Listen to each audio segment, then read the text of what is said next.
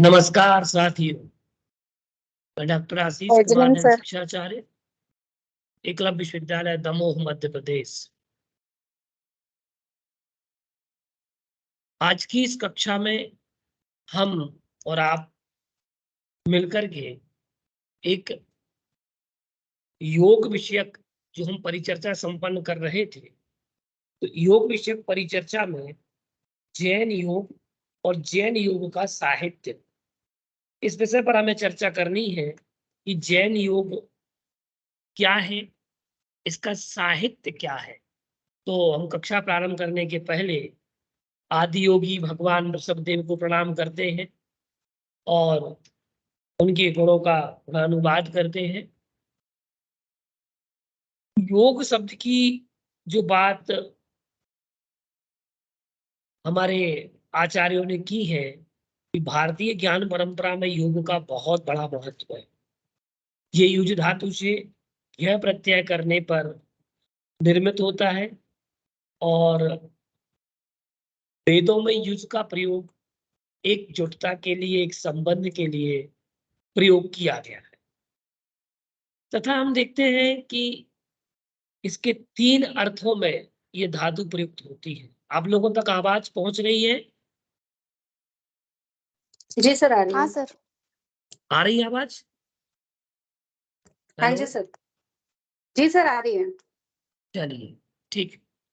तो योग शब्द की जो हम व्याख्या यहाँ कर रहे हैं, यहाँ पर ये 3 अर्थों में प्रयुक्त होना बताया गया है कि ये धातु जो है ये संयोग के अर्थ में प्रयुक्त होती है, समाधि के अर्थ में प्रयुक्त होती है और संयम के अर्थ में प्रयोग होती है। संयोग, संयम और समाधि, ये 3 अर्थों में ये धातु प्रयुक्त होती है। और हम देखते हैं कि उपनिषदों में। भी आवाज नहीं आ रही है। हेलो, आवाज आप लोगों की पहुंच रही, मेरी भी आवाज आ रही होगी? जी सर, आ रही है। आ रही है ना? हाँ जी। चलिए, जिनको नहीं आ रही आवाज, हो सकता है उनको नेटवर्क प्रॉब्लम होगा। ठीक है, चलिए। तो देखिए, योग शब्द जो है, ये योग शब्द 3 अर्थ में प्रयुक्त किया गया। एक तो संयोग के अर्थ में, एक संयम के अर्थ में और एक समाधि के अर्थ। ठीक है, उपनिषद कहते हैं कि योग का अर्थ मन का निरोध करना है। ठीक है, हम संक्षेप में समझा रहे हैं, जब तक और भी लोग जुड़ते चले जाएंगे। और उपनिषद कहते हैं कि ज्ञान योग, भक्ति योग, मंत्र योग, क्रिया योग, ध्यान योग, जप योग, समाधि योग। जबकि महर्षि पतंजलि कह देते हैं कि योगस चित्त वृत्ति निरोधा, चित्त की वृत्ति के निरोध को योग कह देते हैं। और ये समाधि, साधन, विभूति और कैवल्य आदि 4 पादों के अंतर्गत अपने योग सूत्र में ये कहते हैं कि यम, नियम, आसन, प्राणायाम, प्रत्याहार, धारणा, ध्यान और समाधि 8 अंगों को मानते हैं। मूढ़, क्षिप्त, विक्षिप्त, एकाग्र, निरुद्ध आदि 5 चित्त वृत्तियां, चित्त भूमियां हैं। प्रमाण, विपर्य, विकल्प, निद्रा, स्मृति आदि 5 वृत्तियां हैं। विपर्य वृत्ति के भेद कर दिए 5 क्लेश से में कहा गया कि अविद्या, अस्मिता, राग, द्वेष, अभिनिवेश आदि। बौद्ध दर्शन में जीवात्मा और परमात्मा के मध्य संबंध को योग कहा है।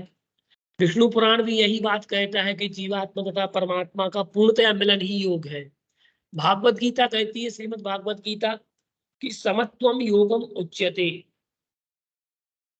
समत्वम योगम उच्यते, समत्वम योग उच्यते, गुणों के वैषम्य में साम्य रखना योग।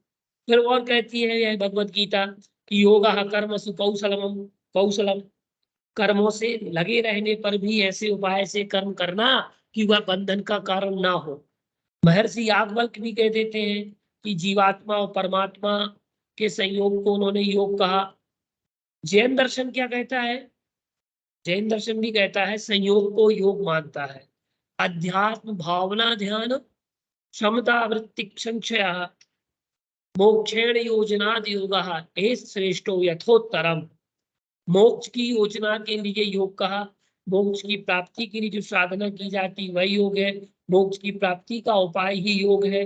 इसमें रत्नत्र योग है, भावना योग है, क्षमता योग है, संवर करना योग है, गुप्ति, समिति, धर्म, अनुप्रेक्षा, परिचय और चारित्र को धारण करना भी योग कहा गया है। और जैन दर्शन में हम देखें उत्तराध्ययन सूत्र में योग शब्द का प्रयोग होता है, वो समाधि सूचक है। और सूत्रकृतांग में भी जोगवम अजप्य योग शब्द संयम और धर्म ध्यान के लिए आया। स्थानांग सूत्र में जोगवाहिता शब्द का अर्थ अभयदेव सूरी ने समाधि किया है।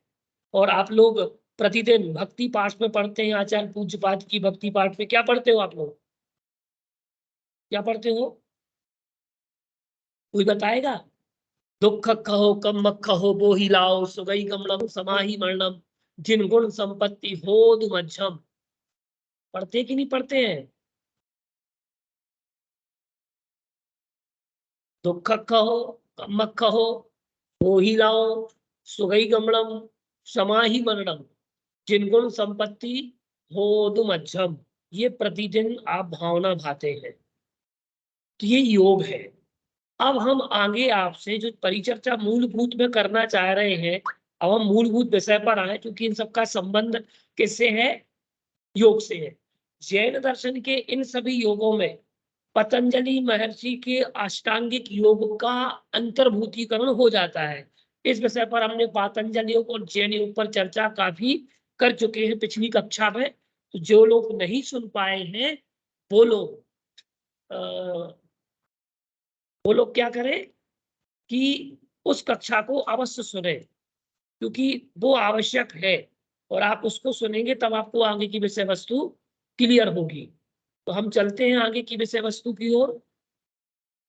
देखिएगा, आज हमें जिस विषय पर परिचर्चा करनी है वो विषय है जैन आगम में या जैन दर्शन में योग का उद्भव और विकास। को हम समझ चुके थे, उद्भव पिछली कक्षा में हमने उद्भव को जाना था।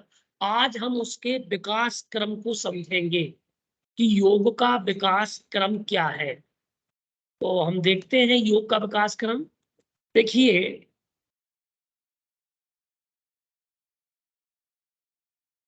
हमने भगवान ऋषभदेव को आदि योगी के कुछ बहुत सारे रीजन बताए थे आप लोगों को।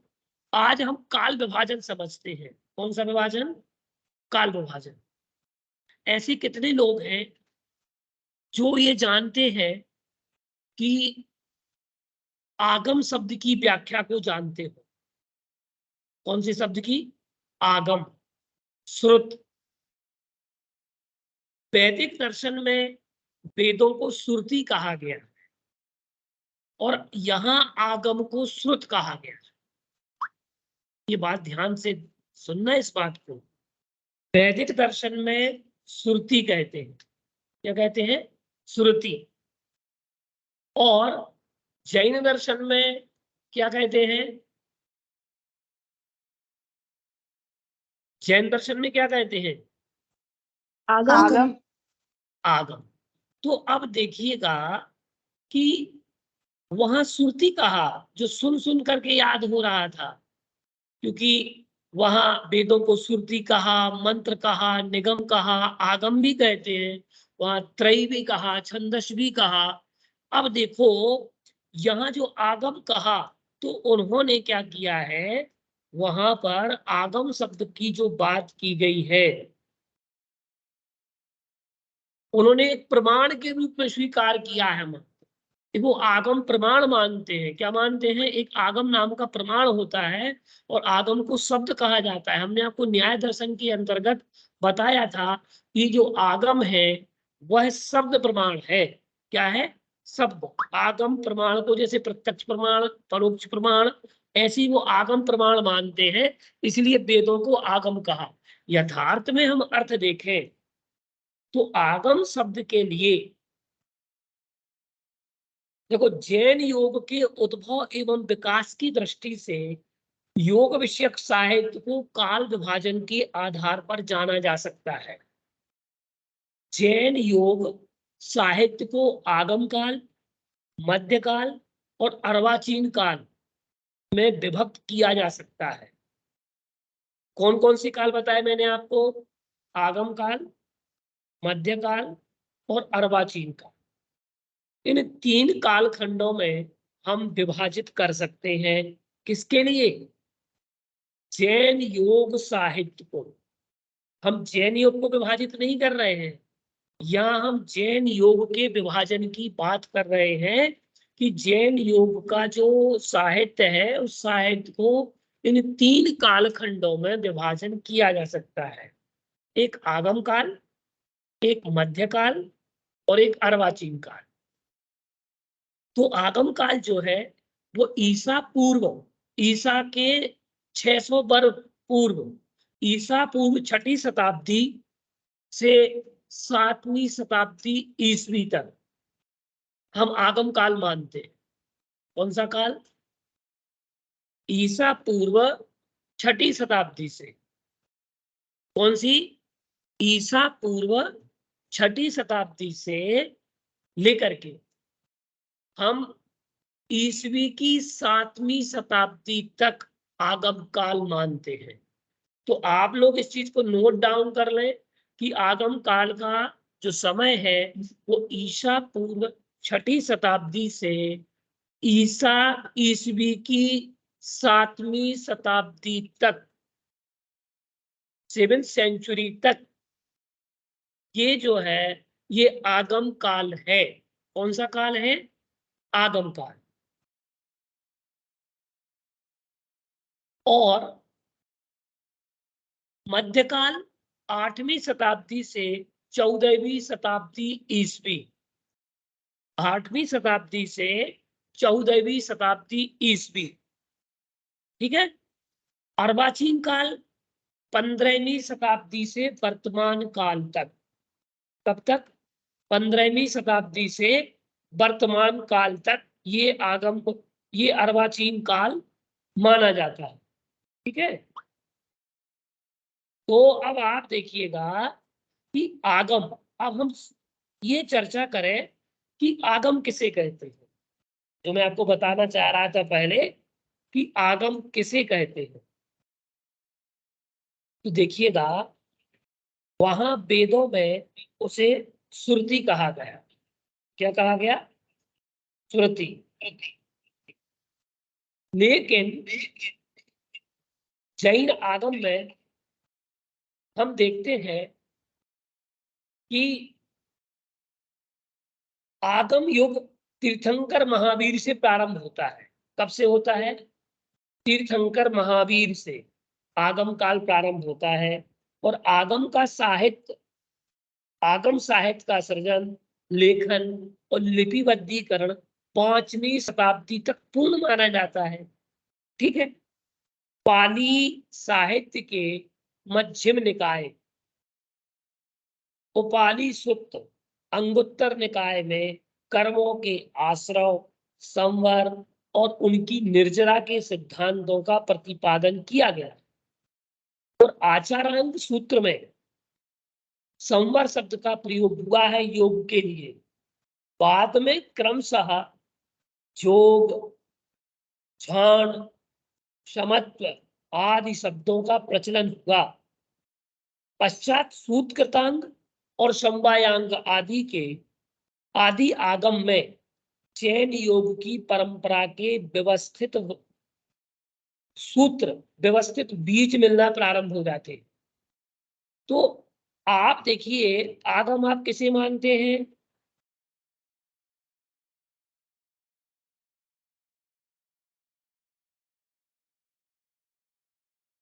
आगम किसे मानते हैं आप?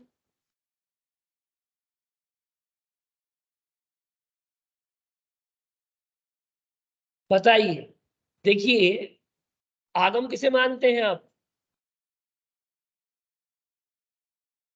जो आप द्वारा कहा गया, गणधर परमेश जी द्वारा गूंथा गया और मुनियों द्वारा उसको बताया गया, बहुत उसे हम बढ़िया, आगम कहते हैं। बहुत बढ़िया उत्तर किसने दिया? उत्तर किसने दिया? परिधि जैन। परिधि। परिधि जैन। बहुत बढ़िया। देखिए आगम शब्द 3 उसमें 3 अक्षर हैं। आगम शब्द में 3 देखिए, आ, ग और म। आ अर्थात आपके द्वारा कहा गया। किसके द्वारा? आ अर्थात आपके द्वारा कहा गया। ग अर्थात गणधर परमेष्ठी के द्वारा गूथा गया, संग्रहित किया गया, सुना गया, श्रवण किया गया। और म अर्थात मुनियों के द्वारा परिधि क्या किया गया? मुनियों के द्वारा क्या किया गया? उसका रचना की लिपि गई, लिपिबद्ध किया गया। मुनियों के द्वारा प्रसारित किया गया। अच्छा, ठीक है ना। बाद में ये परंपरा लिखी गई, जबकि आगम साहित्य 5वीं शताब्दी तक वहां हम पूर्ण मान लेते हैं, ईसा की 5वीं शताब्दी तक पूर्ण मान लेते हैं। लेकिन हम देखें अगर, तो अब देखो आगम की जो परंपरा रही है, तो आगम में हम देखें सबसे पहले प्राचीनतम भाग, जैन साहित्य का प्राचीनतम भाग आगम ही कहा जाता है। आगम ग्रंथ काफी प्राचीन है। जो स्थान वैदिक साहित्य के क्षेत्र में वेद का, बौद्ध साहित्य में त्रिपिटक का, वही स्थान जैन साहित्य में आगम का है। आगम ग्रंथों में महावीर के उपदेशों तथा जैन संस्कृति से संबंध रखने वाली अनेक कथाओं का, अनेक वर्णनों का, प्रकरणों का वर्णन है। सबसे पहले आगम को विभाजित किया गया अंगों में। किसमें किया गया? अंग साहित्य। कौन सा साहित्य? अंग साहित्य। अंग साहित्य। ठीक है ना। तो इसमें आयारांग, सूत्रांग, स्थानांग, संवायांग, नया धम्म कहा, उवासगतसा, अंतःगतसांग, अनुत्तरोवातसांग, पणहरवागण, विभागश्व, दिट्ठवाय। ऐसे पर उपांगों की बात कही कि उबाई, राय पेशणीय, जीवाभिगम, पंडवणा, सूर्य पन्नति, जम्बू पन्नति, निर्यावली, कंपवंडिया, उप्पिया, उपचूलिया, वही अर्धसा। फिर प्रकीर्णकों की बात आई, फिर छेद सूत्रों की बात आई, मूल सूत्रों की बात आई, चूलिका सूत्रों की बात आई। तो यहाँ पर जो आगम की बात कही गई है, तो यहाँ 12 अंग 14 पूर्व की जो बात कही गई है, तो ये आगम। ठीक है ना। आगम को श्रुत भी कहा गया है, और श्रुत के 2 भेद हैं, अक्षर श्रुत और अनक्षर श्रुत। अक्षर श्रुत 2 प्रकार का है। ठीक है। अंगवाह और अंग प्रविष्ट। अंगवाह के 14 भेद हैं। आप लोगों ने सूत्र पढ़ा है, श्रुतम मति पूर्वम द्वैरेक द्वादश भेदम, पढ़ा है सूत्र? श्रुतम मति पूर्वम द्वैरेक द्वादश भेदम। 2 अनेक और द्वादश भेद है। किसके? श्रुत के। ये श्रुत ही आगम है। तो श्रुतम मति पूर्वम द्वय अनेक द्वादश भेदम। तो ये 2 अनेक और द्वादश भेद वाला है। कौन? आगम। अब हम देखें, इन्हें जो भेद किया गया अंगवाह और अंग प्रविष्ट में, इसमें किया गया अंगवाह और अंग प्रविष्ट। देखिए ये साहित्य आपको समझना अनिवार्य है। आपके प्राकृत के जो हम आगम को पढ़ेंगे, प्राकृत के उन आगमों में भी ये इस प्रकार का वर्णन पुनः आएगा। अब आप देखिएगा कि अंगवाह और अंग प्रविष्ट। अंगवाह 14 है, जो आराती आचार्यों द्वारा निबद्ध हुए थे। अंग प्रविष्ट के पूर्वानुपूर्वी से 12 भेद हैं। आचारांग, सूत्रकृतांग, स्थानांग, समवाय, व्याख्या प्रज्ञप्ति, ज्ञात धर्म कथा, उपासकाध्ययन, अंतःकृत दशा, अनुत्तरोपाद दशा, प्रश्न व्याकरण, विपाक सूत्र और दृष्टिवाद। और पूर्वगत सूत्र के 14 भेद हैं। किसके भेद हैं? 14। तो पूर्व में कितने हैं? उत्पाद पूर्व, अग्रायणी पूर्व, वीर्य प्रवाद पूर्व, अस्ति नास्ति पूर्व, अस्ति नास्ति प्रवाद पूर्व, ज्ञान प्रवाद, सत्य प्रवाद, आत्म प्रवाद, कर्म प्रवाद, प्रत्याख्यान, नामधेय, विद्यानुवाद, कल्याण नामधेय, प्राणवाय, क्रिया विशाल और लोक विदुषार, ये 14 जो है ये 14 पूर्व है। उसके बाद उत्पातादि 14 पूर्वों की वाचना होती है। 14 पूर्वी जिनको ही श्रुत केवली कहा गया है। श्रुत केवली किसे कहते हैं? 14 पूर्वी जिनको ही श्रुत केवली कहा गया है। तो 14 पूर्व के जो ज्ञाता हो जाते हैं उन्हें श्रुत केवली। और यह वाचना का अर्थ संकलन ना होकर शिष्य को आमनाय के अनुसार पाठ देकर पढ़ाना है, जिसमें निर्दोष अर्थ भी सुरक्षित रह सके। जिससे ये धबला की पुस्तक 1 पृष्ठ क्रमांक 66 में आया है ये सब वर्णन। और इस श्रुत परंपरा में अंग प्रविष्ट ग्रंथों में अधिकांश ग्रंथ लुप्त होते हैं। दिगंबर परंपरा ने कतिपय कारणों बस इन्हें लुप्त माना है। 12वें दृष्टिवाद के 5 भेदों यथा परिकर्म सूत्र, प्रथमानुयोग, पूर्वगत या पूर्वकृत और चूलिका में पूर्वगत श्रुत के ही पूर्वोक्त 14 पूर्व है। इन पूर्वों में ज्ञान प्रवाद, आत्म प्रवाद, कर्म प्रवाद, प्रत्याख्यान, नामधेय और प्राणवाय विशेष उल्लेखनीय है, जिसमें जैन योग परंपरा के प्राचीनतम बीज सन्निहित रहे हैं। इनमें बिखरा हुआ है चारों तरफ योग। आपको समेटना पड़ेगा कि योग कहां कहां वर्णित है। दुर्भाग्य से ये ग्रंथ उपलब्ध नहीं है। प्राप्त आगमों में प्राचीन जैन योग का रूप अवश्य ही संकलित दिखाई देता है। अब हम आगम युग की बात करें। मूलभूत अब हम साहित्य पर आ रहे हैं। ये आपको बहुत ही नोट करने वाली चीजें हैं, बता रहा हूं मैं, और आपको ध्यान से आप इन चीजों को सुने कि आगम का वर्णन हमारे आगम साहित्य में, हमारे आगम साहित्य में और उस आगम काल में क्या कौन कौन सा साहित्य लिखा गया, रचा गया, किन आचार्यों के द्वारा वो ग्रंथ प्रणीत हैं। अतः हमें उनकी साहित्य परंपरा को विशेष ध्यान में रखना है कि जैसे आपसे पूछा जाए कि आगम के काल में या आगम काल में वर्णित योग के बीजों का वर्णन कीजिए, या आगम उल्लेखित योग परंपरा को बतलाइए। ये लघुत्तरीय टाइप के जो प्रश्न होंगे और उनमें ये सब पूछा जा सकता है आपसे कि आगम कालीन योग परंपरा को लिखें। कोई कहे, उसमें अगला क्वेश्चन आ गया कि मध्यकालीन योग परंपरा का वर्णन करें, या फिर आया कि अर्वाचीन योग परंपरा का उल्लेख करें। तो ऐसे प्रश्न भी आपसे पूछे जा सकते हैं। ठीक है। अब हम आपको बता रहे हैं कि योग में, आगम युग में जैन योग से संबंधित साहित्य का सृजन हुआ। उनमें अगर हम देखें, आप एक बात बताएं कि आप जैन योग के हिसाब से तो ठीक है, आगम काल में आप सबसे प्राचीन आचार्य का नाम बताइए। आप सबसे प्राचीन आचार्य पुष्पदंत दशाय पाहुलचरित गुणधरदेव और आचार्य कुंद कौन से आचार्य?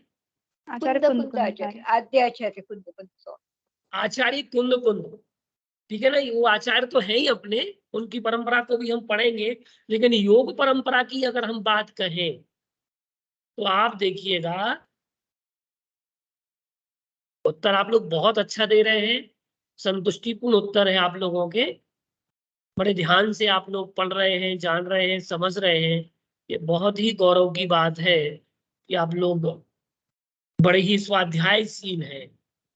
जैन दर्शन के प्राकृत भाषा साहित्य में आचार्य कुंद विक्रम की प्रथम शताब्दी ने समयसार, नियमसार, प्रवचनसार, मोक्ष पाहुट, समाधि तंत्र आदि और आचार्य भट्टकेर का मूलाचार। यद्यपि भट्टकेर और कुंद में कहीं कहीं ये वर्णन आता है कि मूलाचार के कर्ता आचार्य भट्टकेर हैं, भट्टकेर को ही कुंद कहा गया है, ऐसी बातों का उल्लेख भी मिलता है।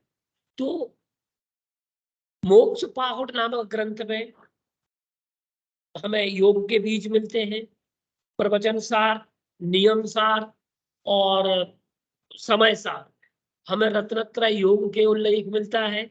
समाधि तंत्र, चूंकि इसका ग्रंथ का नाम ही समाधि तंत्र है, तो इसमें भी समाधि की पूरी प्रक्रिया को बतलाया गया है और समाधि विषयक योग, समाधि योग इसमें वर्णित मिलता है। आचार्य भट्टकेर का मूलाचार, इस ग्रंथ में भी बहुत सारा वर्णन योग का मिलता है। ये ग्रंथों के नाम लिखते जाइएगा आप लोग। और आचार्य के, आचार्य शिवार्य नाम के एक आचार्य हुए हैं जिन्होंने भगवती आराधना आदि ग्रंथों में जैन साधना पद्धति को प्रदर्शित कर योग के विविध आयामों को प्रकाशित किया है।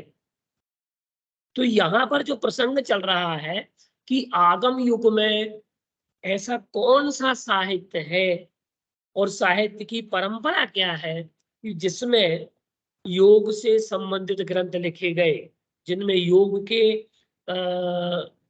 बीज मिलते हैं, योग का हमें दर्शन प्राप्त होता है, योग के साक्ष्य और प्रमाण मिलते हैं।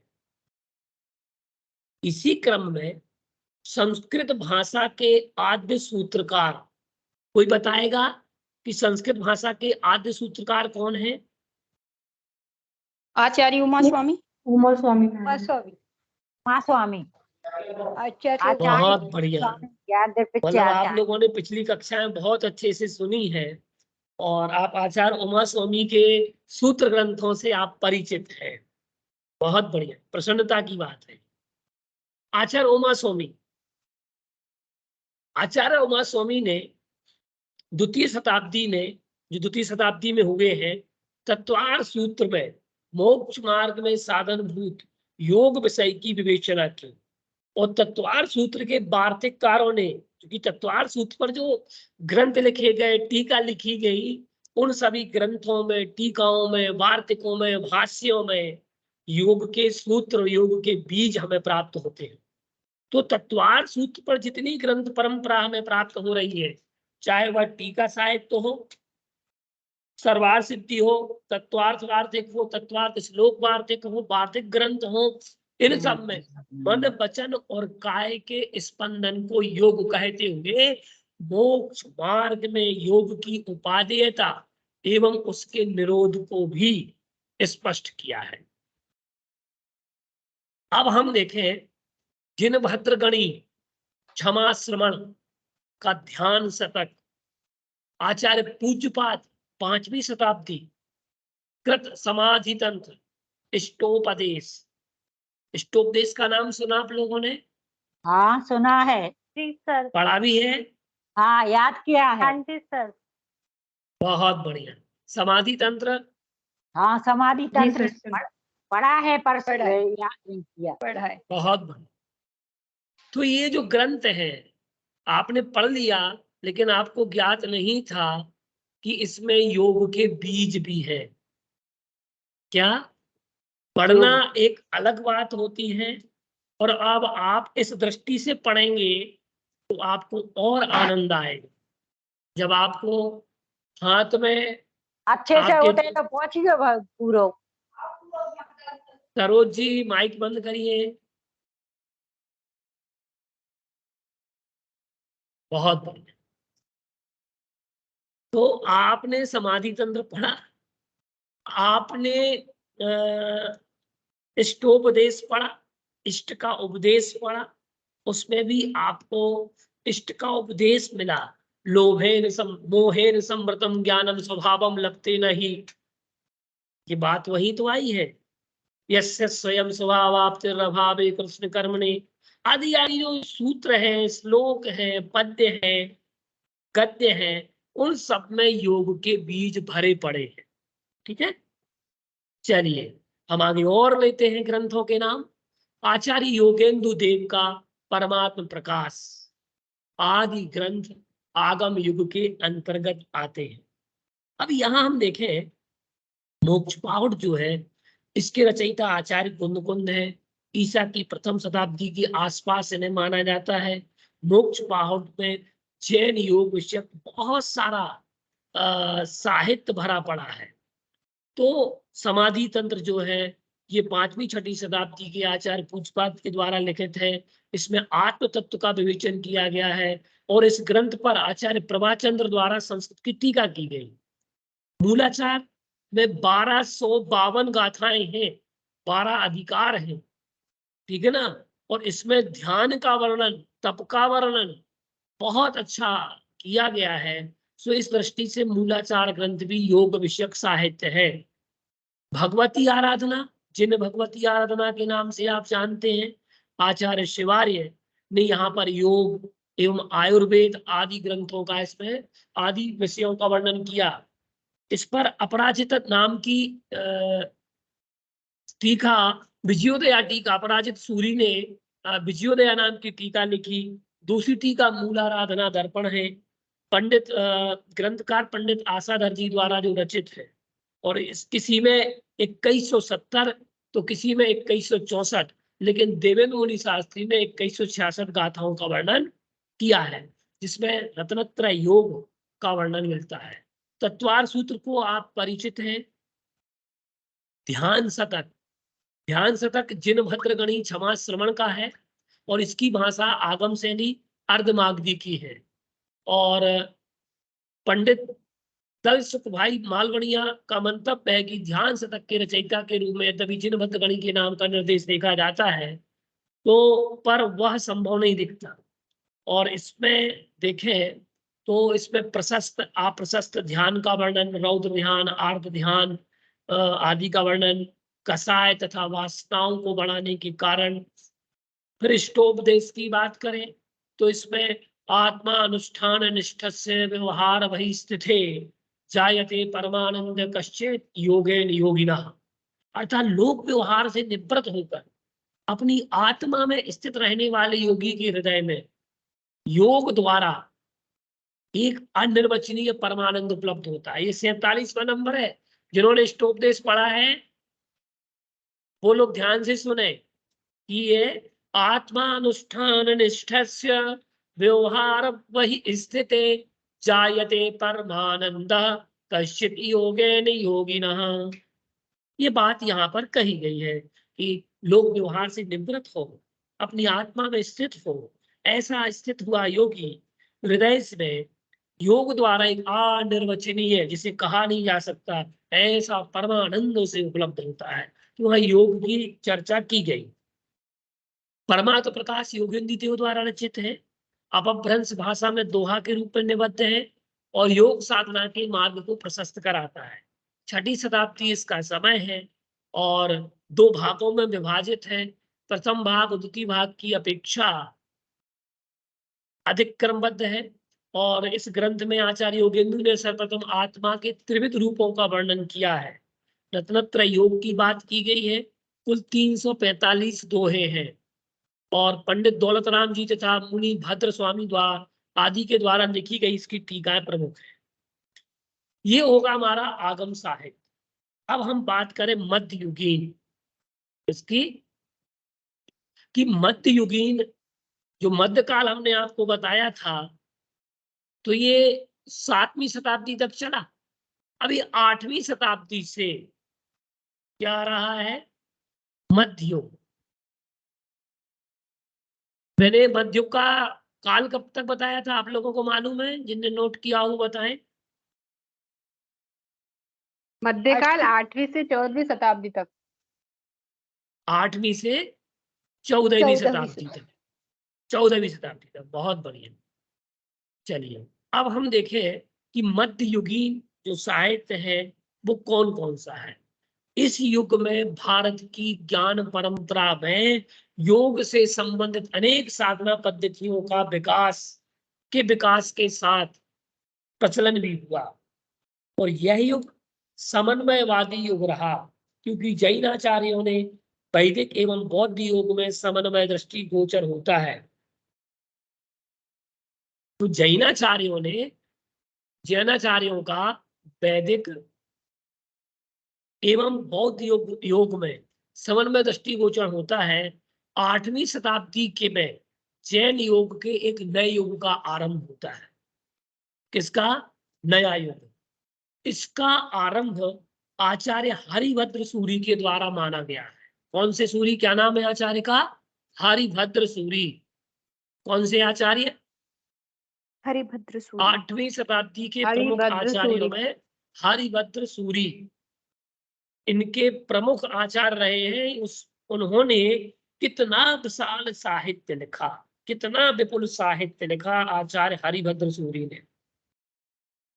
भावना योग जो आप पढ़ रहे हैं वर्तमान में, जो कि अभी वर्णन आएगा इसमें, भावना योग मुख्य रूप से हरिभद्र सूरी का है। किसका है? भावना योग किसका है? हरिभद्र सूरी का। आचार्य हरिभद्र सूरी का।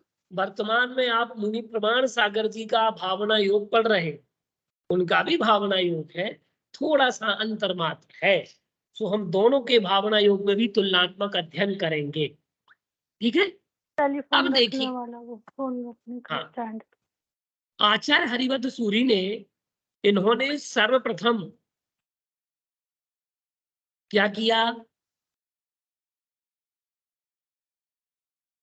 इन्होंने योग बिंदु, योग दृष्टि समुच्चय, योग शतक जो प्राकृत में है, योग विंसिका जो प्राकृत की मौलिक कृतियों का के सृजन से हुआ नए युग का आरंभ 8वीं शताब्दी में, जिसमें उन्होंने अध्यात्म योग, भावना योग, ध्यान योग, क्षमता योग, वृत्ति संक्षय नामक 5 युगों की विवेचना में योगों का मूल उद्देश्य मोक्ष प्राप्ति बताई है। मोक्षेण योजनाद योगा, जो मैंने आपको बताया था ना, मोक्षेण योजनाद योगा, ये उन्हीं का है। इनका है? आचार्य हरिभद्र सूरी जी का मोक्षेण योजनाद योगा। अब इसके बाद, इनके बाद आता है यशो विजय गणी जी, षोडशक प्रकरण। कौन सा प्रकरण? षोडशक प्रकरण। षोडशक प्रकरण, ध्यान से आप लोग नोट करते जाइएगा, ठीक है ना? फिर बाद में मैं पीडीएफ दूंगा, लेकिन अभी अपने मस्तिष्क से योग करिएगा। मन, वचन और काय, तीनों को क्या कर लो? एक चित्त। तो 8वीं शताब्दी का प्रारंभ हरिभद्र देव सूरी से होता है। फिर उनके बाद आते हैं यशो विजय गणी, जिन्होंने षोडशक प्रकरण नामक ग्रंथ लिखा। फिर आचार्य गुणभद्र का आत्मानुशासन, राम सेनाचार्य का तत्वानुशासन, मुनि श्री राम सिंह का पाहुड़ दोहा, आचार्य सोमदेव सूरी 11वीं शताब्दी कृत योगसार यशस्तिलक चंपू, तथा आचार्य अमित गति कृत योगसार। ठीक है, ये योगसार, ये अमित गति का योगसार है, वो सोमदेव जी का योगसार है। दोनों योगसार अलग अलग हैं, एक अमित गति जी ने लिखा और एक सोमदेव जी ने लिखा। अब हम देखें मुख्य रूप से कि आचार्य हेमचंद्र 12वीं शताब्दी कृत योग शास्त्र, कौन सा शास्त्र? योग शास्त्र। आचार्य हेमचंद्र कृत जो योग शास्त्र है, वह उन्होंने योग शास्त्र लिखा। अब पंडित आशाधर कृत अध्यात्म रहस्य आदि ग्रंथ मध्य युग के अंतर्गत आते हैं। तो कौन कौन से ग्रंथ बताए मैंने आपको? कौन कौन से आचार्य? आचार्य हरिभद्र सूरी, यशो विजय गणी, ठीक है ना। ये आचार हमने बताया मध्ययुगीन। और उनके बाद आया आचार्य गुणभद्र जी का नाम, फिर रामसेनाचार्य, मुनि राम सिंह जी का पाहुड़ दोहा, सोमदेव सूरी का योगसार, यशस्तिलक चंपू, आचार्य अमित गति का योगसार, फिर आचार्य हेमचंद्र जी कृत योग शास्त्र, पंडित आसाधर कृत अध्यात्म रहस्य। अब हम इनको जाने। योग शतक जो ग्रंथ है, ये जैसा कि इससे ज्ञात हो रहा, इन्होंने सर्वप्रथम योग शब्द का प्रचलन परंपरा में किया। योग शतक जैसा कि नाम से ज्ञात होता है कि इसमें 101 गाथाएं, शतक शब्द है ना, तो शतक के कारण आपको ज्ञात हो रहा है कि इसमें कितनी गाथाएं होना चाहिए। शतक का मीनिंग क्या समझते हैं आप लोग? 101 100 गाथा। 100, कम से कम 100। ठीक है। और आचार्य हरिवत ने योग संबंधी अनेक विषयों का संक्षेप में चर्चा प्रस्तुत की। और ग्रंथ के साधक के प्रारंभ में निश्चय व्यवहार योग का स्वरूप इन्होंने वर्णित किया। 38 से 40 तक में साधक का आध्यात्मिक विकास कैसे संभव है। 59 से लेकर 80 तक यह बताया है कि साधक को चित्त की स्थिरता के लिए राग द्वेष आदि परिणामों का त्याग करना अनिवार्य है। और आचार्य हरिभद्र ने साधक की पात्रता की चर्चा की, गुरु की चर्चा की, और इसके अतिरिक्त उन्होंने क्या किया कि योग का स्वरूप, लक्षण, योग के अधिकारी, ध्यान, रूप और योगावस्था की विस्तृत चर्चा इसमें की। योग विंसी का इन्हीं का ग्रंथ है और यह असाधारण प्रतिभा से संपन्न आचार्य थे। इन्होंने योग विंसिका में 20 पद्यों की छोटी सी रचना है और हरिभद्र ने ऐसी 20 पद्यों की 20 रचनाएं की हैं। 20 पद्यों की रचनाएं की। योग विंसिका उसमें 17 भी है। ऐसी उनकी और अन्य रचनाएं हैं जो योग विषयक नहीं है। ठीक है। तो योग विंसिका के नाम से ये 17वीं रचना है। ठीक है। और आर्या छंद है इसका। और इसमें आचार्य योग को परिभाषित करते हैं, मोक्ष से जोड़ने के कारणों को बताते हैं, धर्माराधना बताते हैं, तथा इसमें आलंबन, अनालंबन रूप से इसमें स्थान, पूर्ण, अर्थ, आलंबन, अनालंबन के रूप में योग के 5 प्रकार बतलाते हैं। तो इन 5 में से प्रत्येक की इच्छा, प्रवृत्ति, स्थिरता तथा सिद्धि के रूप में 4-4 भेद बतलाए। योग दृष्टि समुच्चय में 227 पद हैं। आध्यात्मिक विकास की भावनाओं का वर्णन किया गया है। और आचार्य हरिवत ने आध्यात्मिक विकास की भूमियों के प्रथम प्रकार को योग दृष्टि कहा है। इसमें योग की प्रारंभिक अवस्था से लेकर अंत अवस्था तक का वर्णन किया है। मैंने आपको एक दिन बताया था 8 अंगों में इन्होंने 8 दृष्टियां दी है।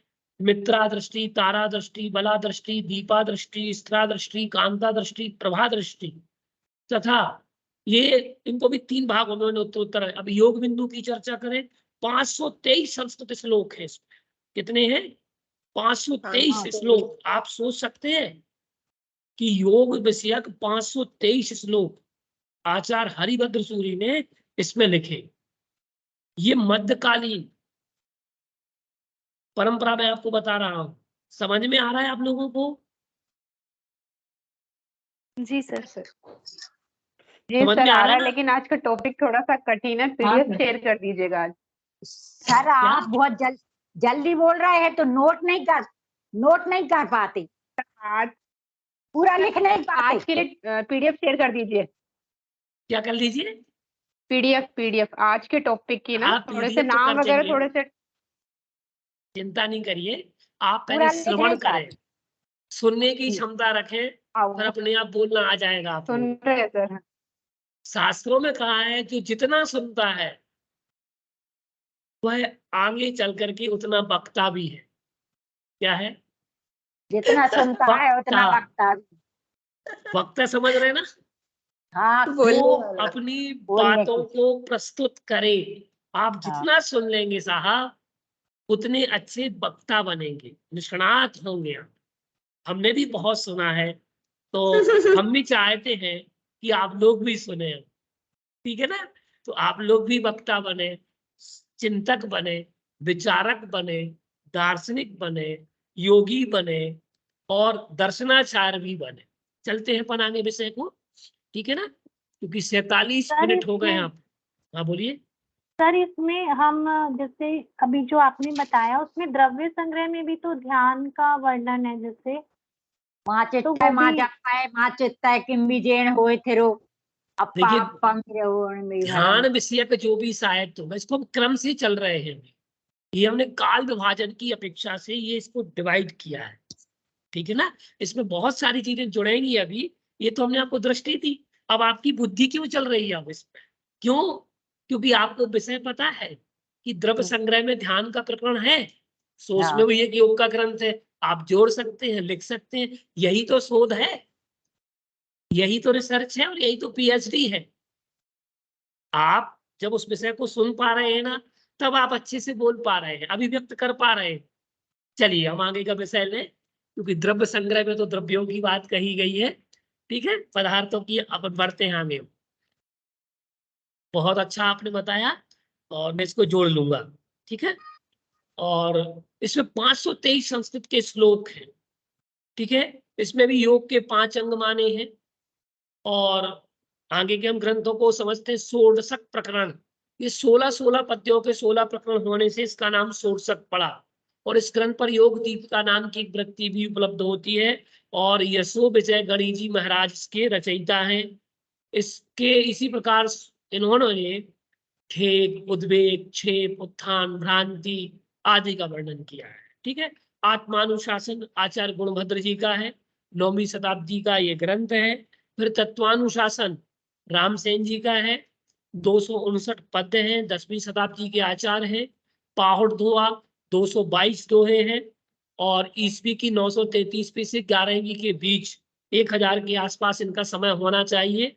और इन्होंने शिव, शक्ति, देह, देवली, सगुण, निर्गुण आदि का वर्णन किया है। योग सार प्राव्रत, ये आचार्य अमित गति जी का ग्रंथ है।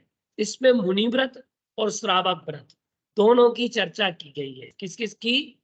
मुनि व्रत और श्रावक व्रत, जिसके अंतर्गत जीव, अजीव, आश्रव, बंध, संवर, निर्जरा और मोक्ष, इनका वर्णन किया गया है।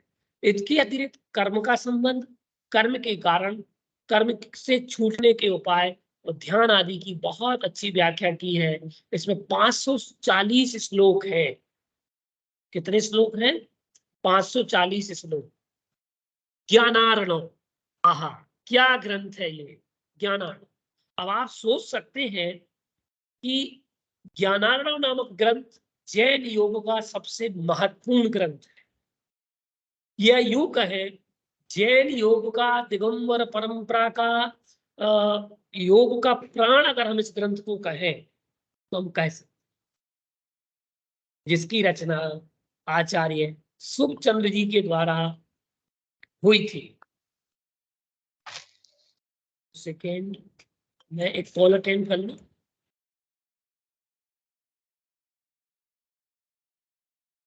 बुलाओ।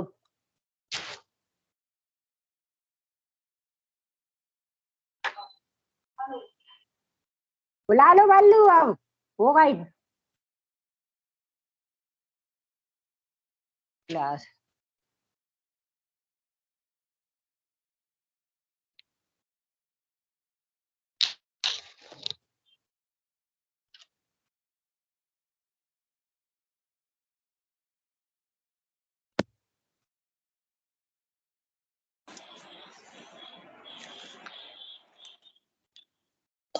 हाँ जी, चलिए हम चलते हैं।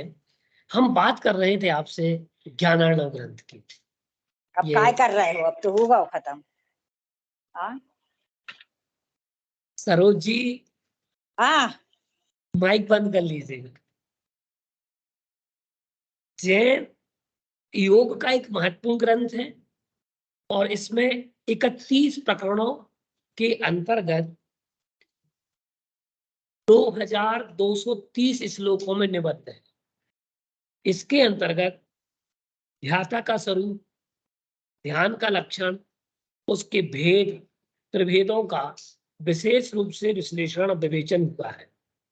साथ ही इसमें 12 भावनाओं के स्वरूपों का वर्णन, संसार बंधन के कारण, कसाय, मन के विषय, आत्मा एवं बाह्य पदार्थों के बीच संबंध, यम, नियम, आसन, प्राणायाम, मंत्र, जन, शुभ अशुभ, शकुन, नाड़ी और आयुर्वेद से संबंधित इसमें विस्तृत चर्चा की गई है। तो मैं ये बात कहूंगा आप लोगों से, आप सब ग्रंथ पढ़े ना पढ़े, एक बार आप सभी लोग, अगर आपको योगी बनना है, मैं ये नहीं कहूंगा कि आप घर का त्याग करके बाहर निकल आए, घर छोड़ करके बाहर आ जाए, ये तो मैं नहीं बोल रहा हूँ मैं आप लोगों से। आपकी जवाबदारियां जिम्मेदारियां हैं बहुत सारी, तो उनसे निवृत्त होकर के आप कभी ज्ञानार्णव नामक ग्रंथ का अध्ययन अवश्य करें, क्योंकि ये वास्तविकता में आज वर्तमान में ऐसे ग्रंथों की बहुत बड़ी आवश्यकता है। वर्तमान में जो हम युग देख रहे हैं और योग देख रहे हैं,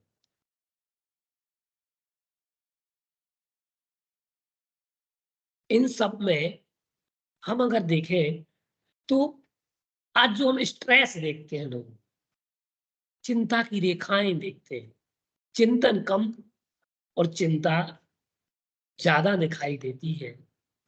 तो इन सब के प्रेशर को रिलीज करने के लिए राग, द्वेष, ईर्ष्या का हम भाव देख रहे हैं। उसके कारण कई हो सकते हैं, लेकिन इन सब का प्रेशर रिलीज करने के लिए आप लोग ज्ञानार्णव नामक ग्रंथ का अध्ययन अवश्य करें। ये ग्रंथ आपके जीवन को बदल देगा, आपकी सोचने की क्षमता को बदल देगा, आपके आचरण को बदल देगा और आपके आचार और विचारों में परिवर्तन ला देगा। भले ही आप गृहस्थ बने रहे, सदगृहस्थ बन जाएंगे। अभी गृहस्थ है, क्या है, अभी गृहस्थ है, लेकिन ज्ञानार्णव नामक ग्रंथ का अध्ययन करके आप सदगृहस्थ अवश्य बन जाएंगे। ठीक है ना। तो मैं केवल इतना ही कहूंगा कि ज्ञानार्णव ग्रंथ आप लोग पीडीएफ में डाउनलोड कर लें और पढ़ें। ये जैन परंपरा का अद्वितीय ग्रंथ है और इसके अन्य 2 नाम भी उपलब्ध होते हैं, योगार्णव और योग प्रदीप। इसकी कुछ टीकाएं भी उपलब्ध होती हैं। योग शास्त्र आचार्य हेमचंद जी का है और इसमें 1018 श्लोक हैं। हेमचंद जी का काल 12वीं शताब्दी माना गया है और यह ग्रंथ 12 अध्यायों में विभक्त है। इसके प्रथम से लेकर तृतीय अध्याय तक साधु गृहस्थों की आचार संहिता, चतुर्थ अध्याय में कसायों को जीतने तथा समता वृत्ति, पंचम अध्याय में प्राणायाम, षष्ठम अध्याय में काया प्रवेश, प्रत्याहार, धारणा आदि के स्वरूप का वर्णन, उनके फलों का सांगोपांग विवेचन, सप्तम से दसम अध्याय तक के बीच में ध्यान के 4 प्रकारों का विस्तार वर्णन, 11वें एवं 12वें में शुक्ल ध्यान तथा योग का सम्यक निरूपण इसमें किया गया और इस पर भी टीकाएं लिखी गई और इसे अध्यात्मोपनिषद भी कहा जाता है। अब हम वर्तमान काल की चर्चा कर लें। अर्वाचीन युग, अर्वाचीन युग की हम परंपरा आपको बता दें कि मुनि सुंदर सूरी 15वीं शताब्दी कृत अध्यात्म कल्पद्रुम, विनय विजय जी कृत 18वीं शताब्दी कृत शांत सुधारस नामक कृति भावना योग की सुंदर कृति है। ये भी इन्होंने देखी 18वीं शताब्दी में भावना योग की एक सुंदर कृति। फिर यशो विजय 18वीं शताब्दी का अध्यात्मोपनिषद, अध्यात्मसार, योगावतार, द्वात्रिंशिका, ज्ञानसार आदि कृतियों एवं आप और आचार्य हरिभद्र की योग विंशिका पर इन्होंने टीका भी लिखी। वह पातंजल योग सूत्र पर वृत्ति ने जैन योग को निश्चित ही समृद्ध किया। आधुनिक काल में हम और देखते हैं तो वैदिक परंपरा में जैसे स्वामी विवेकानंद जी का कर्मयोग, अरविंद का एकात्म योग, महर्षि रमण का ज्ञान योग, महर्षि दयानंद सरस्वती का कर्मयोग, श्यामाचरण लाहिड़ी का क्रिया योग, श्री टी कृष्ण महाचार्य स्वामी शिवानंद सरस्वती का योग सम्मिश्रण, राम स्वामी सांसों का मनोविज्ञान, महर्षि महेश योगी का भावातीत ध्यान, पंडित श्रीराम शर्मा आचार्य का प्रज्ञा योग की अवधारणाएं प्रचलित और मान्य हुई। उसी प्रकार जैन परंपरा में जैन योग साधना प्रेक्षा ध्यान पर विपुल मात्रा में पुस्तकें प्रकाशित हुई। आचार्य तुलसी, जिनमें से कुछ नाम इस प्रकार हैं: प्रेक्षा ध्यान, आधार और स्वरूप, कायोसर्ग, श्रावस प्रेक्षा, शरीर प्रेक्षा, चैतन्य केंद्र प्रेक्षा, चैतन्य केंद्र प्रेक्षा, अमूर्त चिंतन, जैन योग, लेस्या ध्यान, मुनि प्रमाण सागर जी का भावना योग, मुनि प्रणम्य सागर जी का अरहम ध्यान योग आदि अवधारणाओं का प्रचलन तत्संबंधी